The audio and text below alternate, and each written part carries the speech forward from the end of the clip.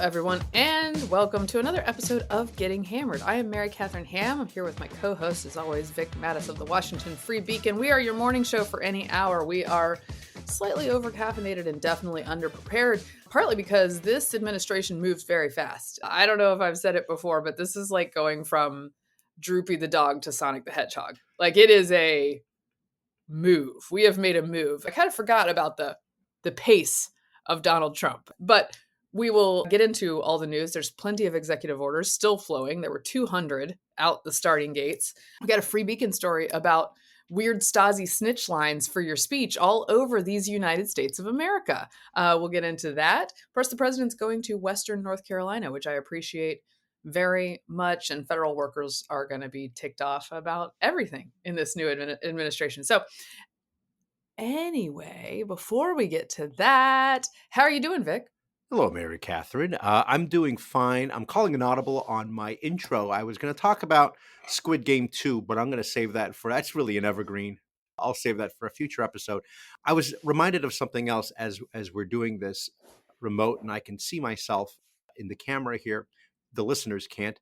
I'm turning more and more into like Asian Polly Walnuts from The Sopranos with the white on the side of my hair, but the black on top, Right. I just need the wife beater now. Looking at myself, and I was reminded of the craziest thing that happened. Apparently, I have a doppelganger out there in New Jersey.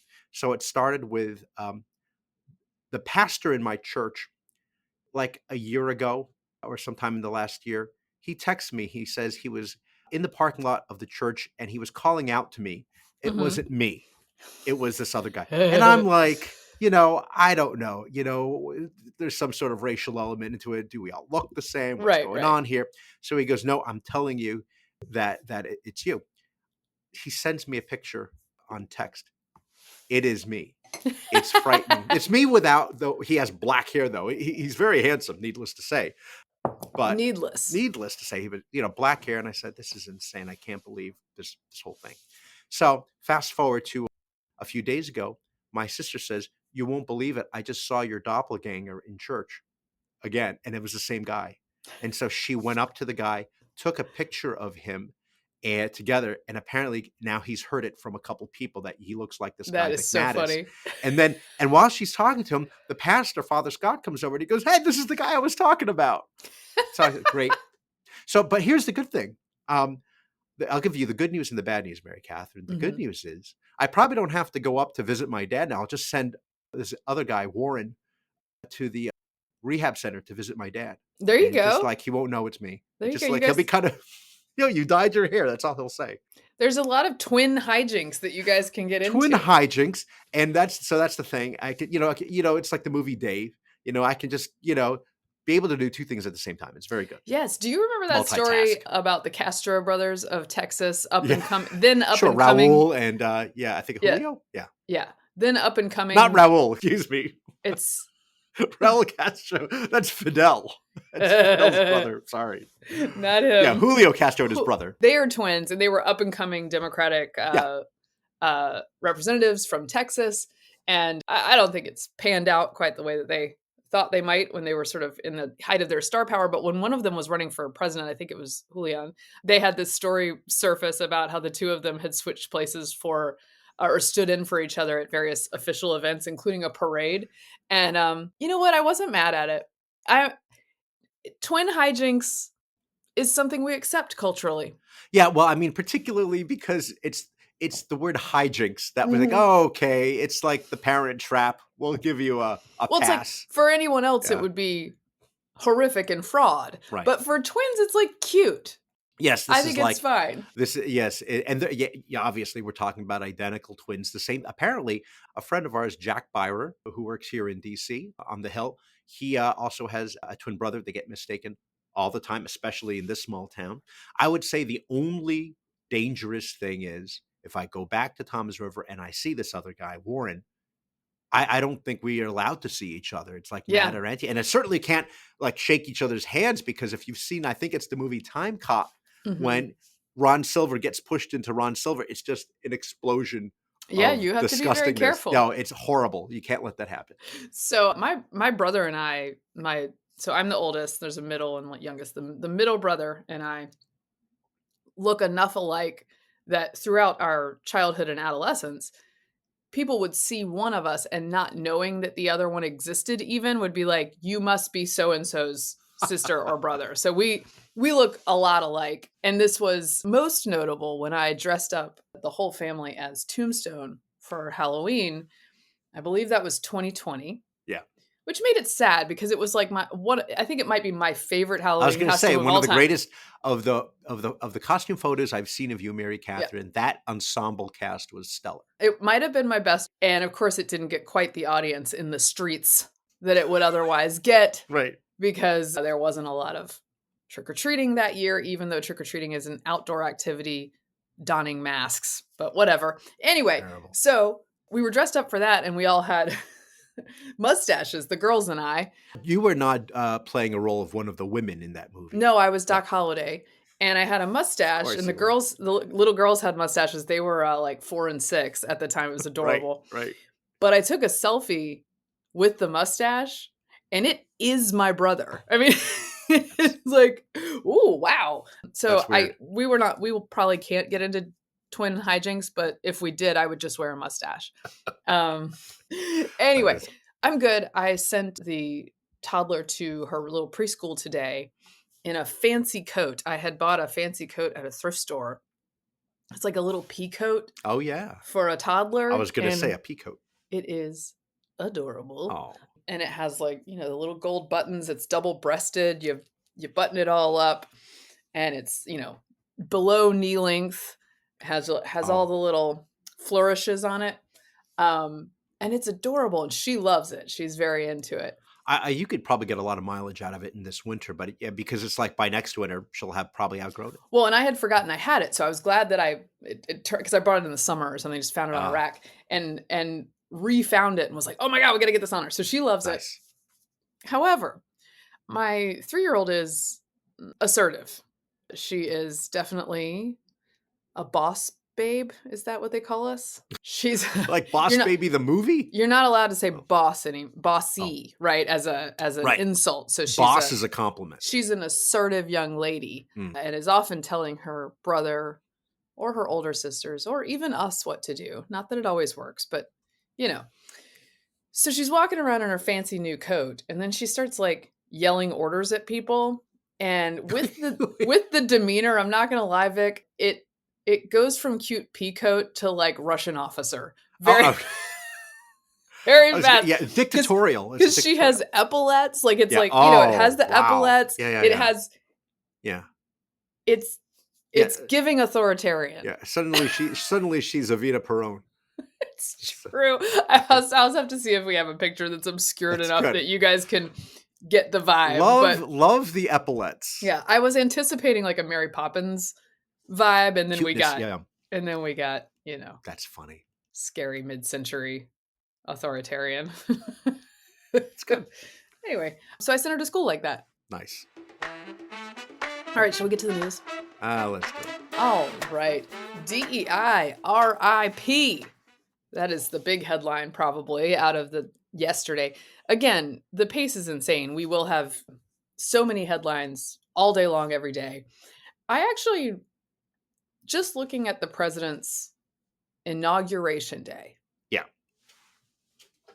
I don't know if I could sustain that pace for that full day. And I am 20 something years younger than he is. Yeah, he's 78. Yeah. But as you know, or 30. No, so I'm 30 something years younger than him. I can do math. I'm great at it. I'm not even here to do I didn't even try.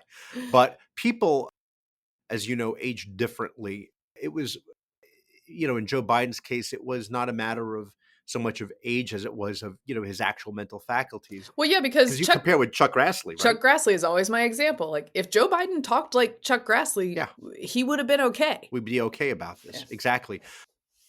Yeah, Trump has a lot of energy, and I don't think I gave him enough. I don't think I gave enough credit in his inaugural speech about the things that he wanted to do and sort of his hopes. I mean, because you do dwell on the, going after the people right behind him sitting there, which is fine. That's typical of him and his style. But There's a lot that he wants to do in terms of, and the impossible is what we do. Things like that. I think it's good. And obviously, doing this elimination of diversity, equity, and inclusion in government and reversing Joe Biden's, you know, executive orders. This is no surprise, but I just still can't believe it's happening.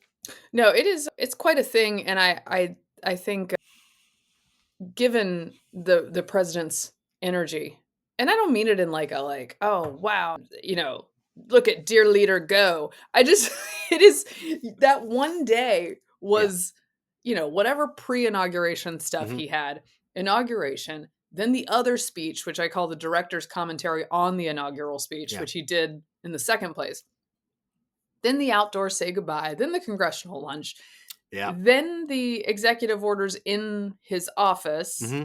then the executive orders at Capital One Yeah. Arena, Yeah. then executive orders at the Yeah. back at the Oval Office, right? Yeah. I might have that a little bit mixed up. Back at the Oval Office till like 8:30 at night, then the balls. Then the balls that go way into the wee hours. The number of Diet Cokes consumed must be just Yeah. off the charts. They are having them like specifically delivered to the White House, and in another sign of the vibe shift, Diet Coke did an inaugural celebration bottle for Donald That's Trump. crazy. Yeah. That's Which along with Oscar de la Renta and whatever else, people are yes. just finally, they're just coming out and saying, yeah, okay, we were Yeah. there, or we supported, or we helped out, or whatever, in whatever capacity. It's amazing. Well, and on the DEI front, so he puts out this executive order, and one of the things I keep saying that is different about this administration is, of course, this administration is not a surprise administration. No.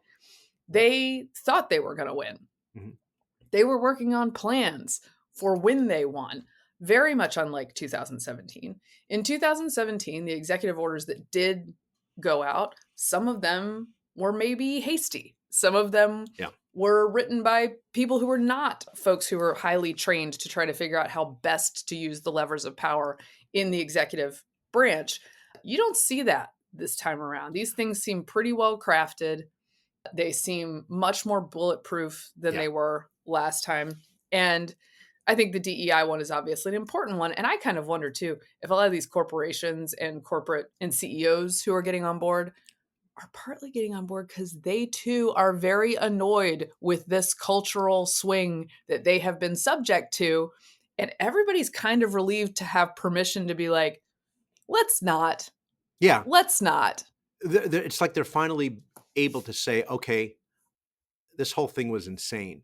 And we went through it pretending that this is all very good and important, and equity over equality, and the opportunity of the outcome versus the, equality of the opportunity, or whatever I was going to say. But, so that the end has to be this particular result. And they knew common sense was telling them, no, I will tell you no names, but, a friend of ours had to attend one of these orientations at a different place, a different publication, where they had the sensitivity training. And the person giving the talk was talking about, being very aware of, your blind spots, racial Right. blind spots, gender blind spots. And somebody in that Zoom meeting actually expressed concern about the use of the term blind spots because it was ableist. But of course. And so we're just going in circles here, and nothing's actually getting done.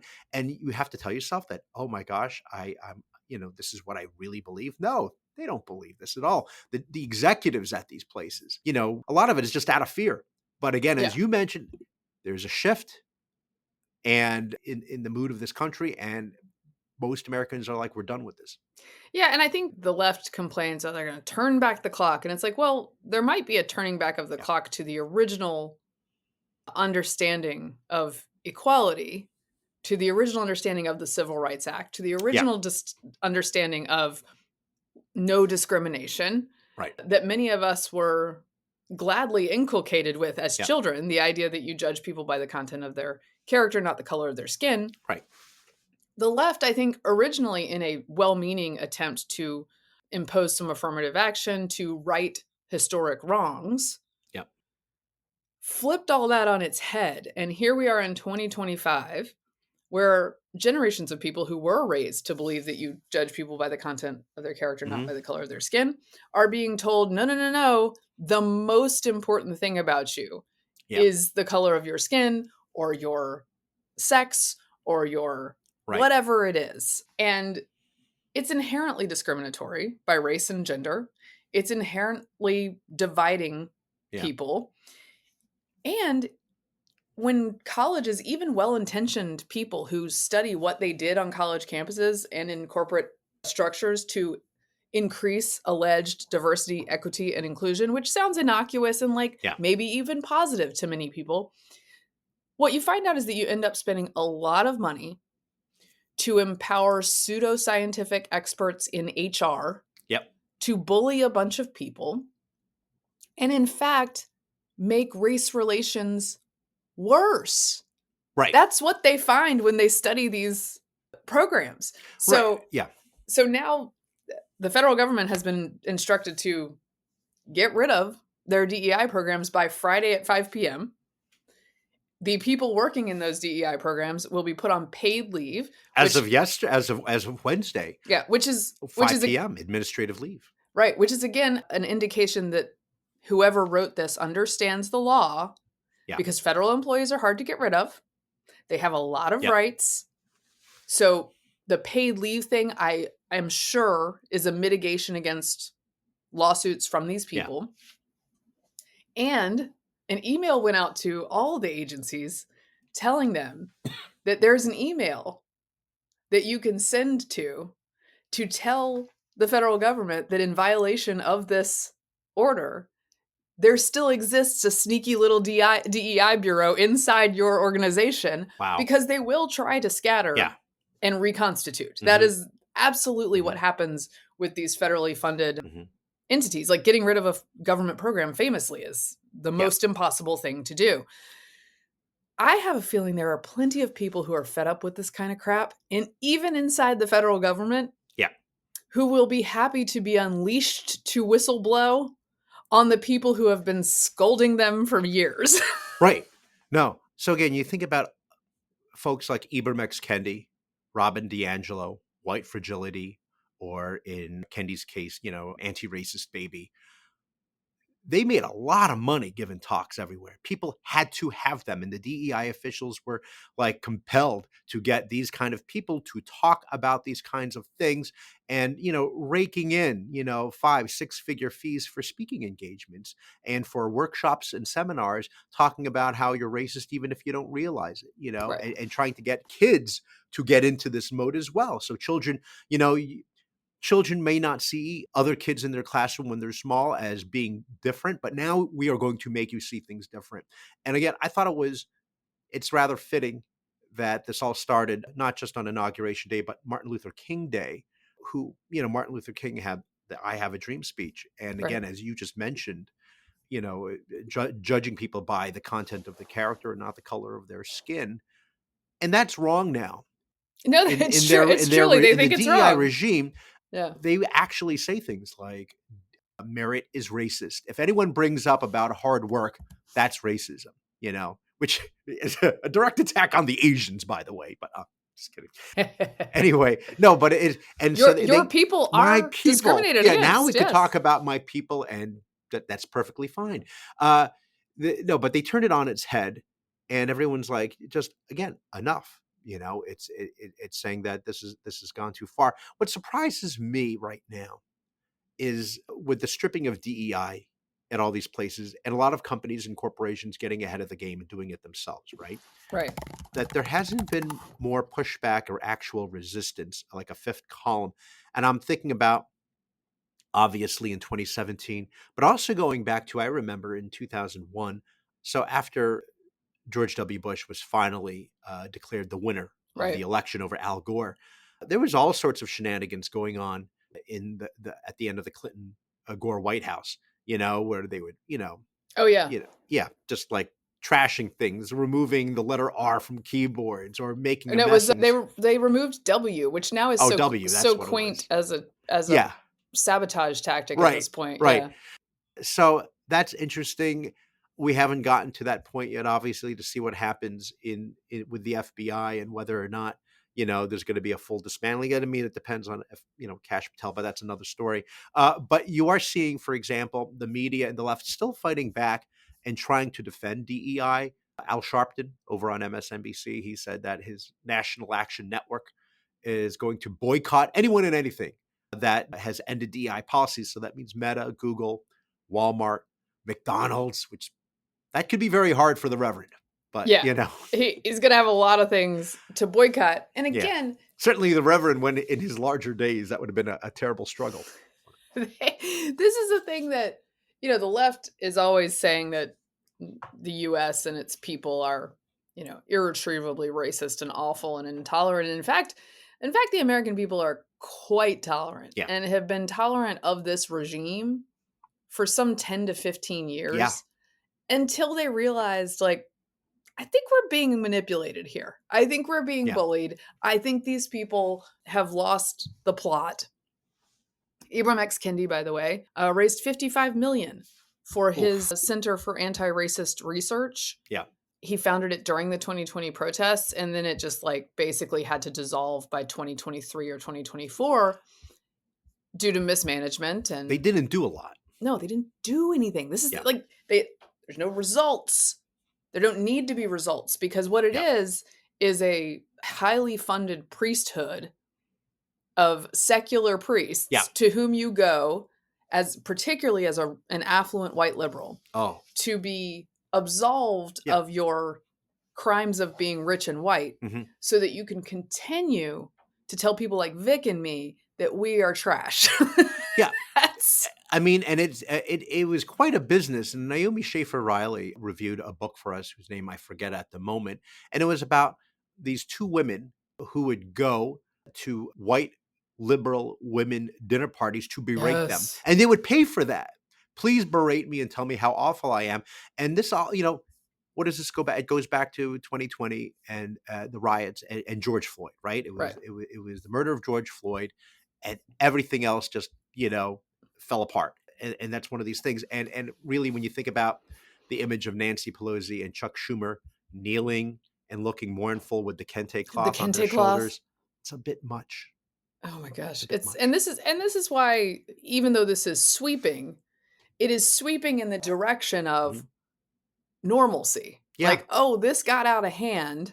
Right. Let's correct that. And I do hope that you can just lose entirely some of these projects, some of the budgets for them, the personnel, if they want to go elsewhere to try their hand at this, because I do think we've created this entire class of people who isn't really producing anything other than division, and then giving them all the perks in the world. So this will be an end to that. Again, and if you are helping one particular race or gender category, that means that you're discriminating against somebody else. I mean, this is the Supreme Court's ruling in the Harvard case. And, and so, I mean, it's discrimination. You're just discriminating in favor of the people you want now. And I mean, you can either be upfront about that, but, don't pretend that this is not, not what it is. Again, going back to the Martin Luther King speech and the idea of, the white kids, the black kids joining hands. And now they push for separate graduation ceremonies and things like that. You know what I mean? It's just this self-segregation is the no. So there are those who are really freaking out, are referring to it as tantamount to a resegregation of the of the federal government. It's like, my God. And this is the kind of thing that just doesn't work anymore. Yeah. Nobody believes you. Nobody believes you when you talk like that.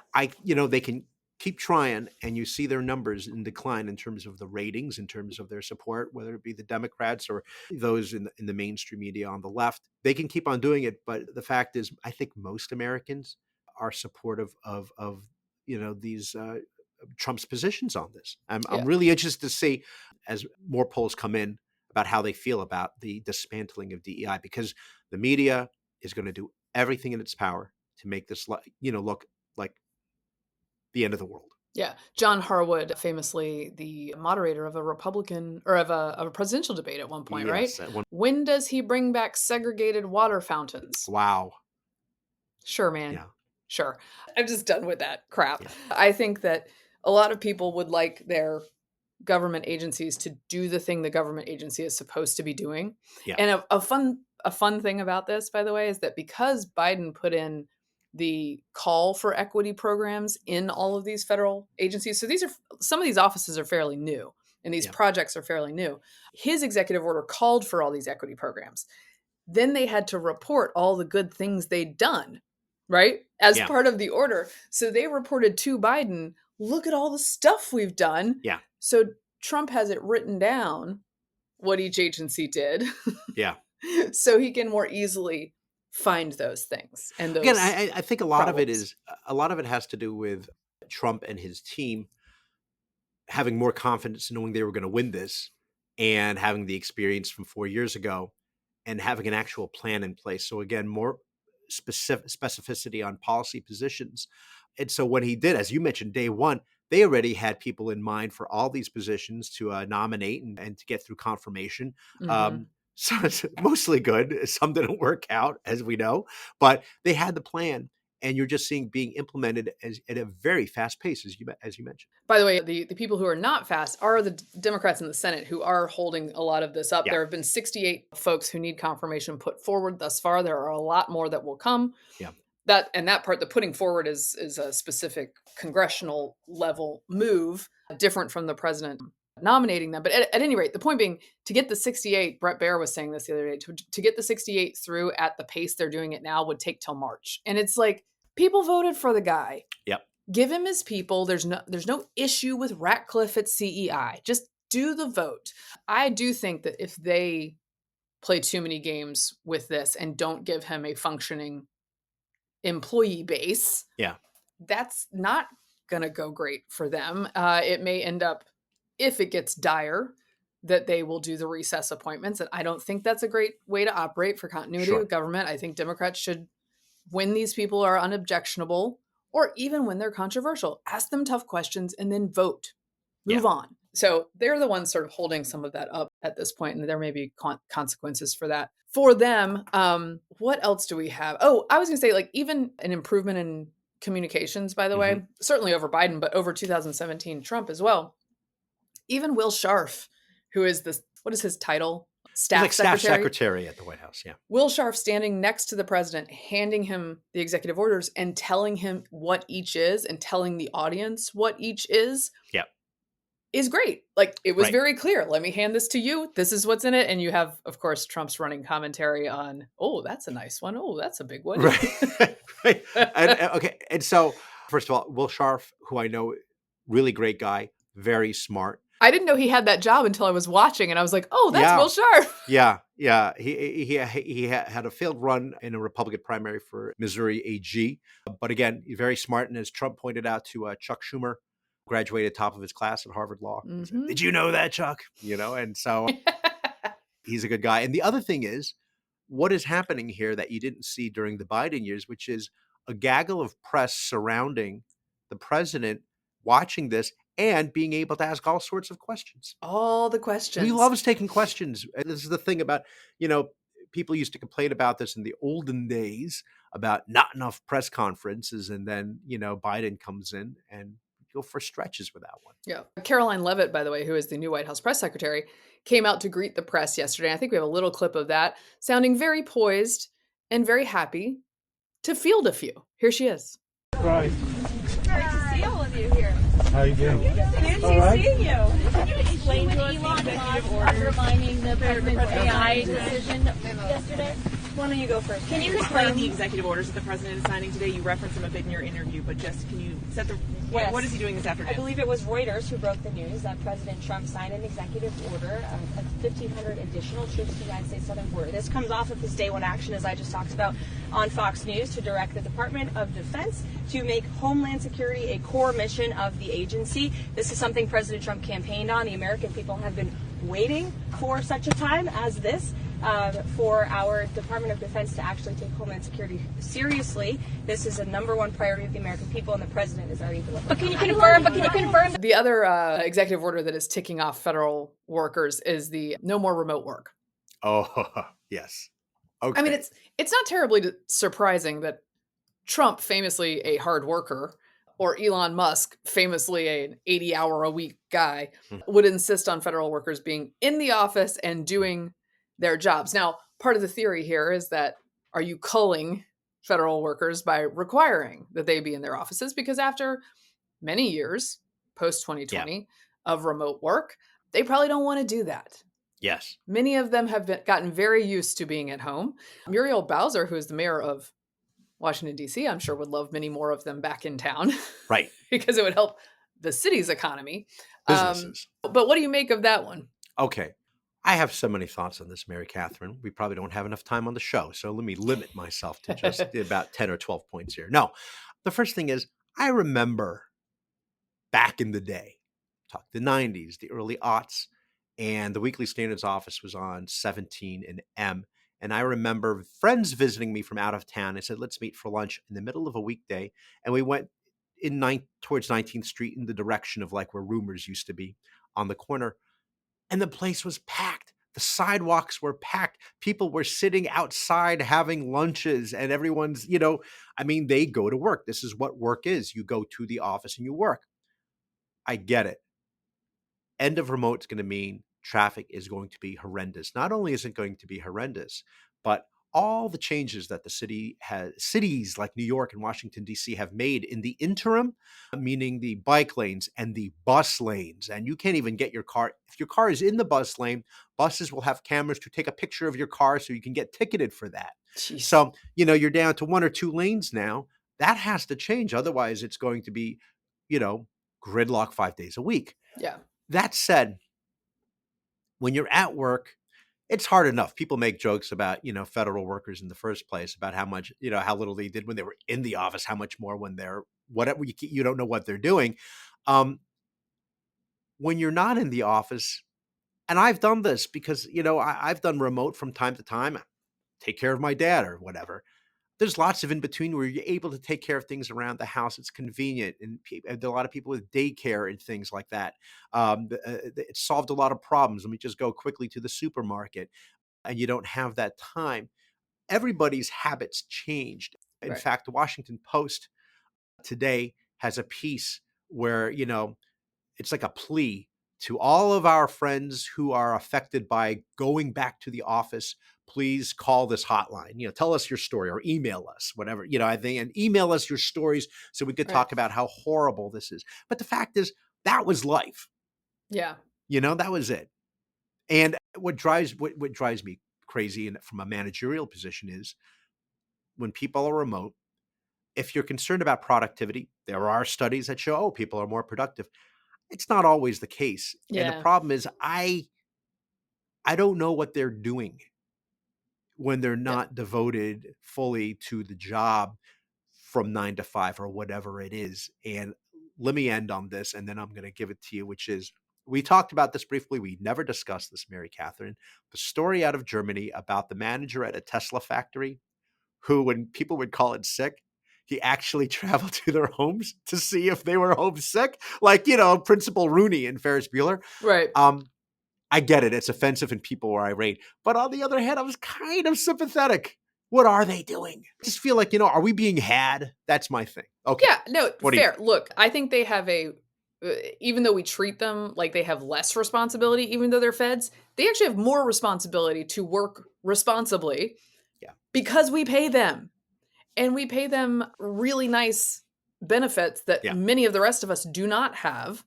And actually, that should be part of the trade-off for being a federal worker. Sometimes they're like, well, we're not paid as much as we would be in the private sector, but they get these quite good compensation packages for healthcare that sometimes aren't even available for the rest of us.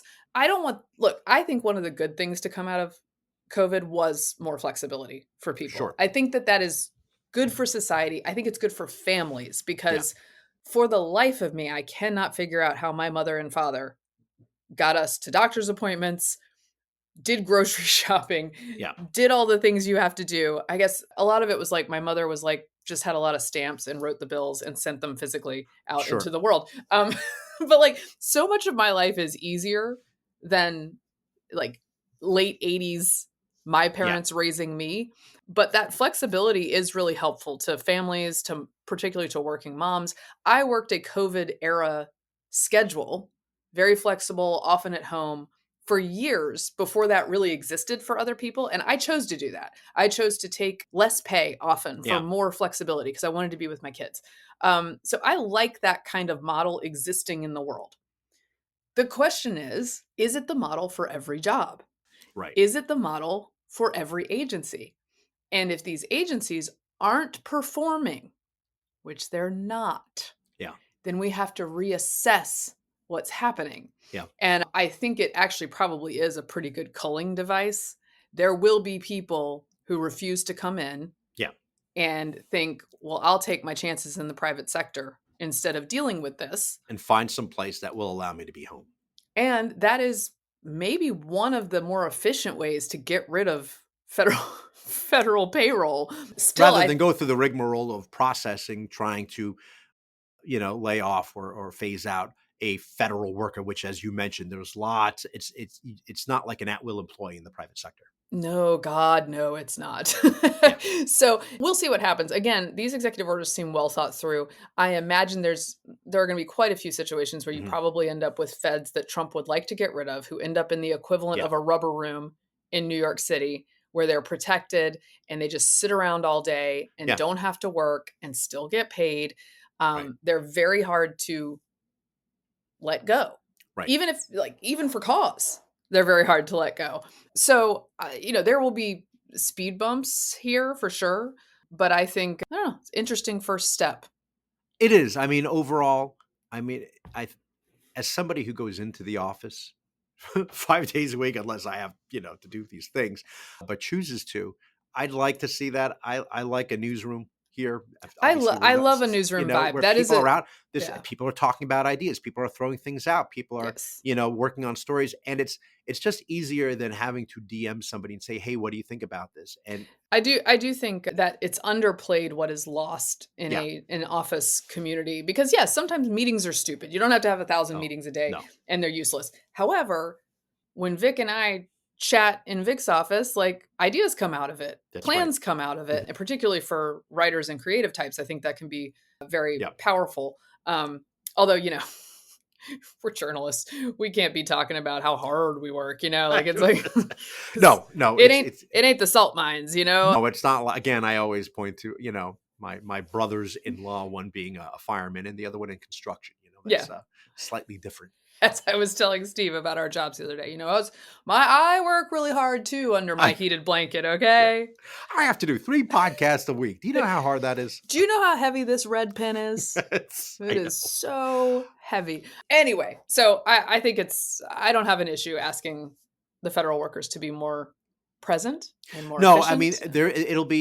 we'll have to see. We'll have to wait and see about the impact on talent, attracting talent to work for federal government versus the private sector without that sort of flexibility. Oh, by the way, That's what they're saying, is that they're going to lose all these people. the other thing they get, by the way, is if you lose the flexibility, the other thing you have is all the federal holidays. Oh, that's generous. It's generous. Plus your retirement, your 401k Your plan, retirement, much of yeah, August. your TSP, as they call it, the TSP, Yes. the thrift savings plan. Yeah, much of August just doesn't exist. Yeah. Yeah. So, at any rate, that is that one. Oh, I wanted to talk about the Free Beacon story. This is actually helpful in conjunction with the DEI thing Yes, because part yes. of the DEI push is an instruction, or the anti-DEI push is an instruction to the extent that it's possible to discourage Mhm. insane programs from coming to fruition in the future, including in academia, where they specifically in the Hate order speech. left room for, you're allowed to advocate for these things, you're allowed to speak about these things, but we ain't funding these things. Right. That is not that's not going to happen, and that's going to be an issue for colleges who have really put a lot of emphasis on this. But one of the things that the Free Beacon dug up, Aaron Sabari reporting on this, he's a great reporter, check him out, guys, is that more than a handful of states have a bias hotline. Now you can see this pretty clearly as an outgrowth of 2020 snitch hotlines for Yeah. people having gatherings. And what these are is snitch hotlines for speech. If you hear someone say something that you find objectionable, that hurts you, that's an icky joke, Right. or a mischaracterization, maybe it's misinformation, very dangerous. You can call your state government and tell them that you encountered this atrocity. And your state government will put that in a database. In Philadelphia, they even include the address of the incident or the person. Sometimes they will reach out to the person, the offender, Yeah. and ask them to do some sort of re-education or training, although I think technically you're not required to do it. This is batshit. Yeah. This is wild. It's, I mean, you get the idea of, how it can be used for good. And then the slippery slope to, oh my gosh, my neighbor across the street just flew the flag of Israel in my face.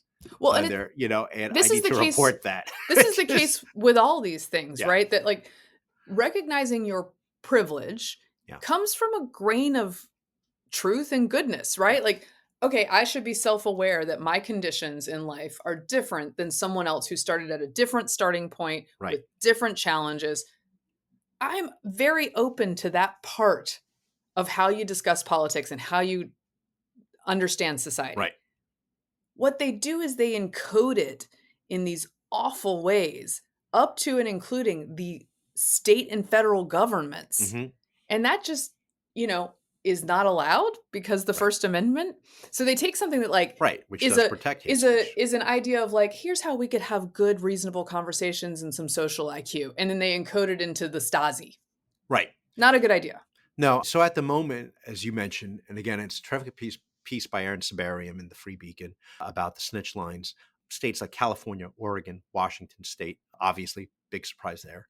They will offer counseling. They'll give you some guidance about making sure that, recommendations like perhaps you should start documenting, putting cameras up, to monitor your neighbor, or if somebody said something like that, an offensive joke for that matter.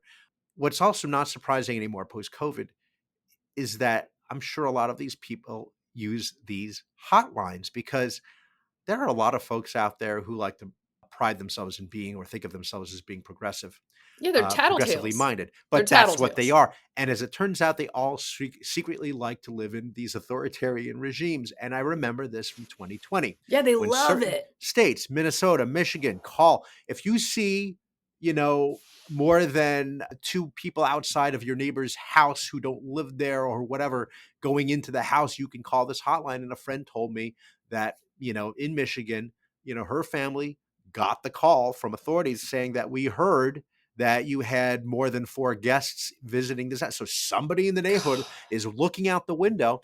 And so they do like to live in this sort of Stasi environment. Well, and I That think is what surprised. I thought for sure when I heard these stories, I said, no way, people are going to rebel against this. But no, they actually do like to live in this Well, and environment. I think they underestimated how much they pissed people off by Yeah. embracing this and how much they scared their neighbors by embracing this. And yeah, you could Yeah. be in a community where it was mostly approved that Yeah. you were tattletale snitch, like Right. self-righteous Mhm. a-hole Yeah. for 2 years, and people would sort of do their thing and try to Mhm. avoid your scrutiny. But using the government in this way is so dastardly. It says Connecticut's system lets users flag hate speech they heard about but did not see. Imagine how bad that could be. Mhm. Vermont tells residents to report biased but protected speech directly to the police. Philadelphia has an online form that asks for the exact address of the hate incident, as well as the name and gender identity of the offender, information the city uses to contact those accused of bias and request that they attend sensitivity training. Every single one of these people Mhm. is being paid. The Yeah. sensitivity trainers, the people who gather the information, whoever built the website, whoever right. mans the hotline. It's $1 billion business. Get the F out of my tax dollars. Like, Right. this is trash. Yeah. I mean, and then again, you think about that, that's at the state level, think about the federal level, and think about academia, because they all needed these structures to exist until now. And, And they use the data, they use the data to then justify themselves. Like, Yeah. look how many hate incidents there were. Right. And it goes on, and it encourages people to sort of behave in this manner. I remember towards the end of 2020 or early 2021, we all at the Free Beacon, we got together at a bar not far from here known as the Quarter Deck, and we were sitting because it's outdoor seating. You got to sit outdoor. And of course, you might have to wear your mask when you go to the hostess, but then once you walk and sit down at your table, you can take the mask off because it's safe now. Yeah, very remember all the very it was sciencey. Yes. very sciencey. And I remember we had a nice long table with, a lot of our colleagues and coworkers all hanging out, having a good time and sitting outside. And I remember two incidences, one here and another at a different location, where a car would slow down, stop, roll down the window, and the driver would start taking pictures on the phone of the crowd. So we knew what she was going to report us, This is where, like, I try to be or report the restaurant. I try to be optimistic about my fellow Americans and assume that, like, many of them have good intentions. They just have different beliefs than I do. 2020 really tested that. Yeah. Really tested that because so many, particularly in Northern Virginia, of my neighbors and some like friends who went spiraled, they really enjoyed having this power. Yeah. And they really That's enjoyed what it was. It was power. It was implementing it on their fellow citizens. And it's creepy. And you shouldn't do it. And FIRE, our friends over at the Foundation for Individual Rights and Expression, is fielding cases. Yeah. If you have had your rights violated by one of these hotlines, get in touch with them at thefire.org. They were alerted to this by this reporting, and now there will be cases to keep these a-holes from doing this in the future. Yay, FIRE. This is why I support them monetarily, because they do great work. All right. What else do we have? We have yes. Cancellation has lost its sting, as has the elevation of resistance heroes. Let's do a little bit of both. One, people are still talking about this Elon Nazi thing. Oh, okay. Sure. Yes. Yes. They want to make it a thing. Well, this is I think, like, we got him now. We need to embrace the freedom to say, no, I'm not doing that. They want so badly for this to be the case, and then he can be gone from our lives. And we have to, it's our duty to tell these people, I'm not playing pretend for you anymore. I am no longer pretending that you guys believe that this man is actually doing a Nazi salute. Right. I am not willing to offer a rebuttal for other people's mental illness in observing things that are not there. It's just, I'm done. I'm done. Scott Jennings on CNN called one of his fellow panelists, was like, oh, are you one of these salute truthers? And that's the move. Yeah. The one thing that I think we could, both of us agree on, and I think a lot of our listeners probably do, is, look, Elon Musk is a very brilliant guy. There's no question about that. He is also awkward. Mm-hmm. That's what I'm going to say. I'm not going to go any further than that. I'll just say he's awkward. Some people say, we're all on the spectrum, believe me. But, he's in there, and the way he sort of gestures and flails, and, I mean, this is not a deliberate, this is insane. Yeah. The idea that, he would do this, and kudos to other people on social media who are finding video clips of Democrats, including Alexandria Ocasio-Cortez or Barack Obama, having their arms outstretched and doing what now can be said is the Sieg Heil salute. Yeah, well, and I think to so many of these people, this was the cheat code for the past 4 years to a decade, was just to say, like, ha, we gotcha. Yeah. And nobody would stick up for those people once they were under the cancellation hotlights, because then you could get canceled. At one point, Chris Harrison, famous, this is one of my most ridiculous cancellation memories. Chris Harrison, host of The Bachelor, one of the most successful franchises in the history of television, which was kind of at the top of its game. He was canceled and lost that job for not canceling a Bachelorette contestant hard enough, because at the age of 17 or 18, she had once worn a hoop skirt at a college sorority event. Yeah. His sin was that he did not go hard enough on her. Yeah. And he lost that gig. By the way, that franchise has really dropped off since then. It's Maoist.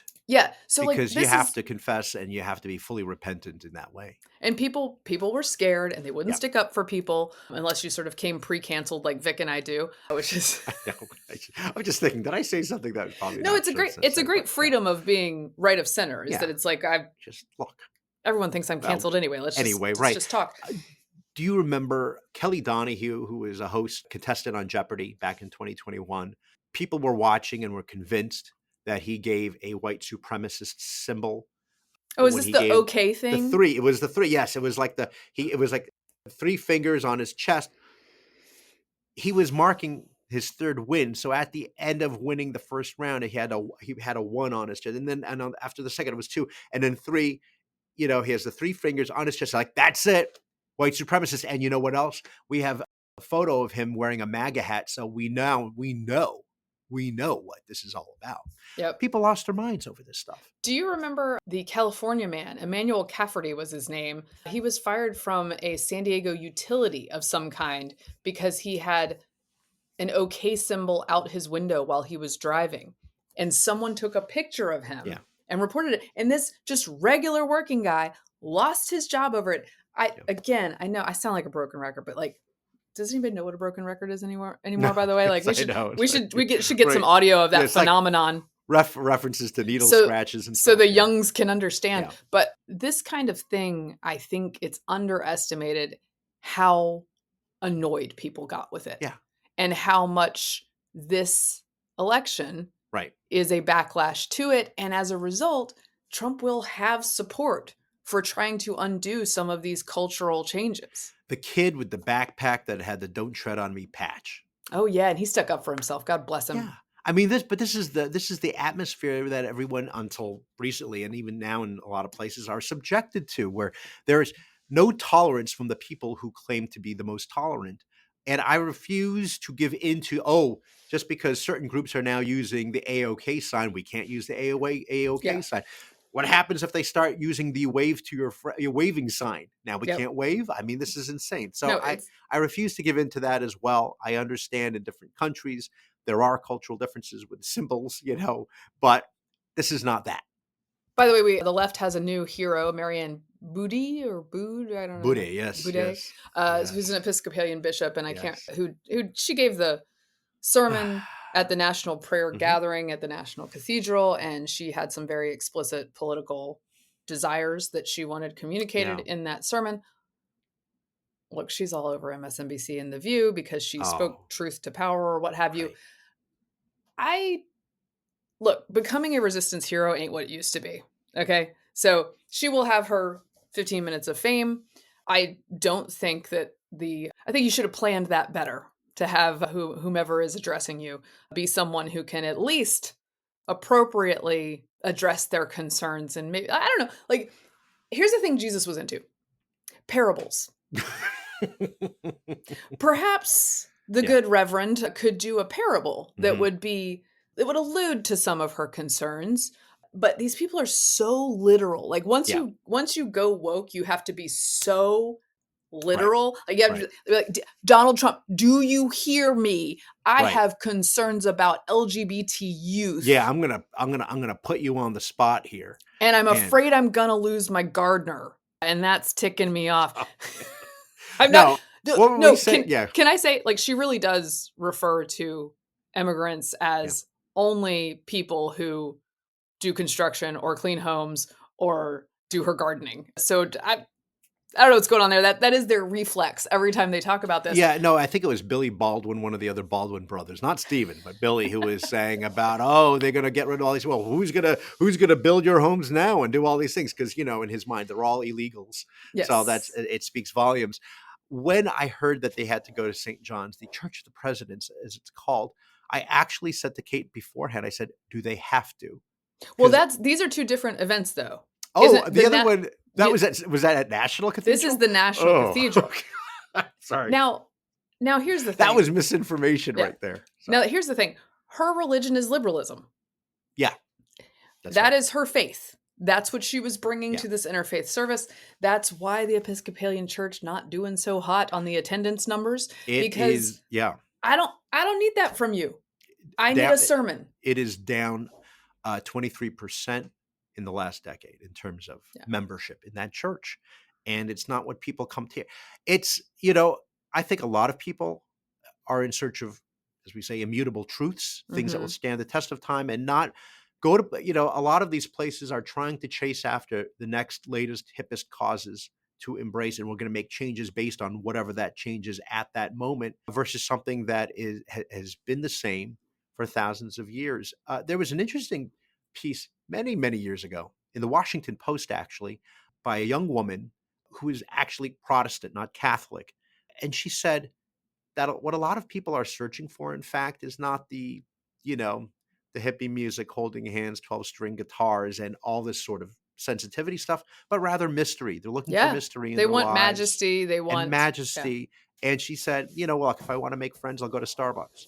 And the other thing is, we're constantly told as Catholics to, try to encourage other people to go back to church, come return to the church, or if they're new, to see what it's like, that experience, part of the evangelization sort of Right. obligation.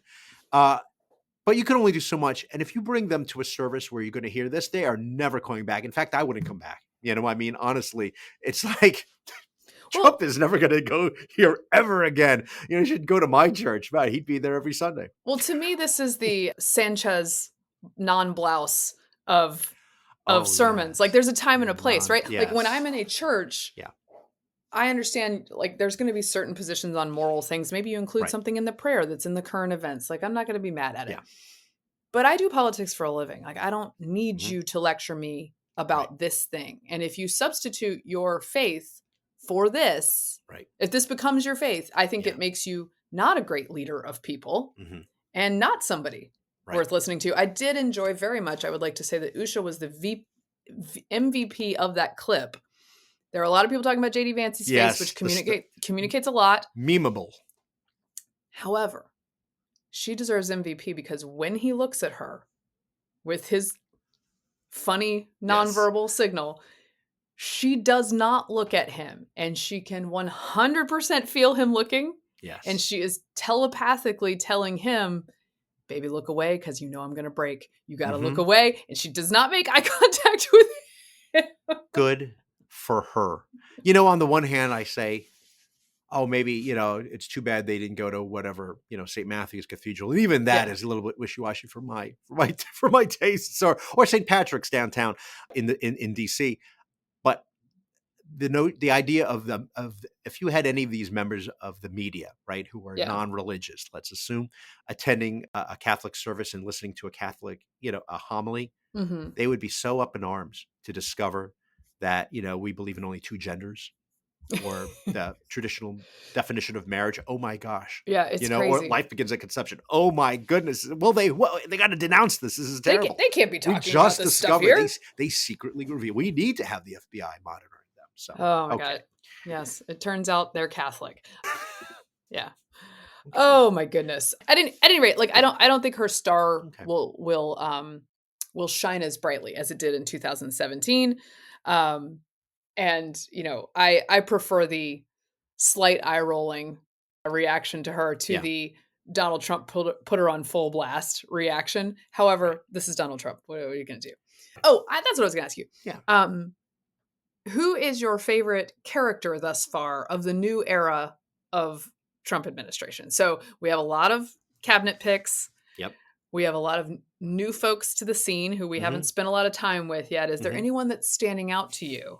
I can give you my two before you start. I will say this, and for our listeners, this is throwing me on the spot. I don't normally do this. As you know, I'm very scripted. I do my notes. This is putting me on the spot. Not on the spot, Mary Catherine. I'll give you one name. Yes. I get such a kick out of listening to him. And it's Tom Homan, who is now the Borders Czar. Yeah. And I'll tell you why. If any listeners there who love the TV show The Sopranos, he is like the FBI handler for can I say Big Pussy? That's his name, but the FBI handler is him. There's kind of a slight lisp, but he's definitely a big guy. He's a force to contend with, and thoughtful, and slightly intimidating. Anyway, it's that guy. Okay, I also enjoy him. That's who I like. He's getting things done, and he's not taking any guff, as we say. Okay, so I have two. Number one is Barron Trump. Oh yeah. Who last time around was so young that I didn't want to talk about Barron Trump very much because he deserved to grow up without everybody commenting on him. Something that I always felt sorry for Chelsea Clinton about because we were the same age when she went through her awkward stage in the White House. That's a tough thing to do. Amy Carter. So Barron Trump, interesting figure. Of course, towering. Literally, yeah. Towering over everyone. 6'9". He doesn't talk in public much, but you see people engaging with him happily in the crowds at inauguration. He's you can tell that Melania raised him with great manners. He's, very gracious to everyone he meets. Yes, especially on the other side of the aisle, knowing how they feel about his father. Right. Super, like, on his P's and Q's that way. He stood up at the Capital One Arena and received the applause of the crowd as his dad introduced him. And you don't see a lot of mirth from Barron Trump usually, although, and I should add also, he may have been the best strategist of the campaign if we are to believe what people have said, which is that he put his dad on all these podcasts and said, you got to talk to these people, and the Twitch and all those things, the streaming. Yeah. So anyway, you don't see a lot of like goofing off from Barron Trump. He's very unknowable, very Right. Slavic like his mother in that way, not like gregarious and American like his father is. Yeah. So he stands up, everybody's cheering, and he like has a very small half smile, and he's saying thank you to everyone and gesturing. And then he does a little like behind his ear, like, let me hear it. That's adorable. And Yeah. it was very good timing. Yeah. Very funny. Everyone lost their minds. So there's something interesting there. And then what I liked about that clip also, it's gone pretty viral, so you can check it out. But if you look in the background, Melania Trump is beaming while he gets cheered. And Yeah. it's so sweet because, again, you don't see her super emotional often. No. And I love that Melania and Barron are unknowable in a way that is so the opposite of Donald Trump. Right. And I enjoy their withholding from us. You need to have, it's the yin and yang. You need to have that counterbalance. Otherwise you'd be insane. I can't imagine, by the way, having to be in his position, because it's hard to be conspicuous when you're 6'9". I mean, it like unbelievable. You know, where do you He's go? so What do tall. you do? And I mean, obviously, how do you get a coat that fits? And yeah, well, I mean, there's that. I mean, I guess people come to you and they'll have the tailors. Yes. That's all I want in my life is a tailor. But you know, it's but a I mean, good if thing. you want to go out into the city, you can't just, secretly, go in and out. Everyone sees you. No, okay. And then quickly, my other surprise one that I'm enjoying is Scott Bessent at, sure. Treasury Secretary. Yes. He had comebacks when he was being asked questions during Great comebacks. confirmation. He has been doing TV hits that he is happy to take the narrative and be like, let's examine this. Yeah. And let me tell you what's actually going on. I think we have maybe one short clip of that. The American Immigration Council that say that could reduce GDP by 4.2 to 6.8%. The Economic Policy Institute found that without immigration, the prime age workforce would have essentially seen no growth at all in the past quarter century. What is the economic impact potentially of the kind of deportation he's talking about? Where would you find those workers otherwise? Well, let's go back, because I find all this pretty duplicitous. For my entire career, probably most of your entire lives, the academic economists said, oh no, absolutely, the unauthorized new arrivals do not put downward pressure on wages. Then, lo and behold, in this cycle, when we had the massive inflation, we get, whether it's 11 million new arrivals, or as President Trump thinks, 21 million new arrivals, it does push down wages on the bottom quintile, which I think is abominable. These are working people, Americans, who are seeing their wages get pushed down. So now it's what I always believed, what you could see, what you could observe, it does push wages down. But he's been sort of surprising to me. His reaction to the bishop was he treated that very seriously. He thought like, you really stepped out of line here. So he's interesting. And he is, to point out to, I'm sure most of our listeners know, he's gay, married, and they have a son, I think. I think so, yes. Yeah. So I think he's going to be interesting to watch. And then one last bit of news before we close out. Yeah. The president will be in Western North Carolina this week, today, actually, as you're listening to this. I'm very excited for that. My hope was that he would put like JD Vance on it, and that they would have a point person who was checking in with Western North Carolina, because so much cleanup and rebuilding has not even begun there. Mm-hmm. People are suffering through this winter in really tough ways, looking for spare propane from charities and trying to piece things together in really terrible ways. I'm struggling for shelter because, the amount of time they were allowed by FEMA to stay at some of these places expired. Right. And then where do they go? Immediately since Trump was sworn in, FEMA has extended the hotel vouchers a reasonable amount of time until like May, so that people can figure out what to do. The president is visiting. Presumably, I'm trying to get some word about who he'll be with on the ground and hear a little bit more about that. But just having his eyes on it, having him down there, will bring a bunch of attention and a bunch of help. And maybe it won't just be the nonprofits trying to piece things together for these people anymore, and maybe the government will do its functions. And the That's good. interim FEMA guy seems That's like good. he's a former military guy, pretty prepped for this. And let's just have those resources do what they're supposed to do instead of the Yeah. crazy nonsense and dysfunction that they've been doing. Right. It is ongoing. It's not like problem solved and we move on, but it is very much a tendency of the media to say, okay, we're on to the next thing. And the Yes. California wildfires continue to this day. But Another big one breaking let out us last not night. forget about Western North Carolina. Can I add one more thing, Yes. by the way, which is when you were talking about Trump's energy, the inauguration schedule, looking at that, I thought to myself, as somebody who's familiar with presidential inaugurals from a historical perspective, I believe it was the busiest schedule since John F. Kennedy in 1961, when he had to attend multiple balls, functions, going in and out of places, including Angie Dickinson. And that wraps up this episode of Getting Hammered. Remember, you can subscribe to us on iTunes, Google Play, and YouTube. You can follow me on Twitter at Victorino Mattis. That was the non-blouse of jokes for this time and place. I enjoyed it very much. I am at MK Hammer on Twitter, at MK Hammer Time on Instagram. You can follow the show at Getting Hammered Podcast on YouTube and Instagram, and you should. Thanks for getting hammered responsibly. This has been a Nebulous Media podcast.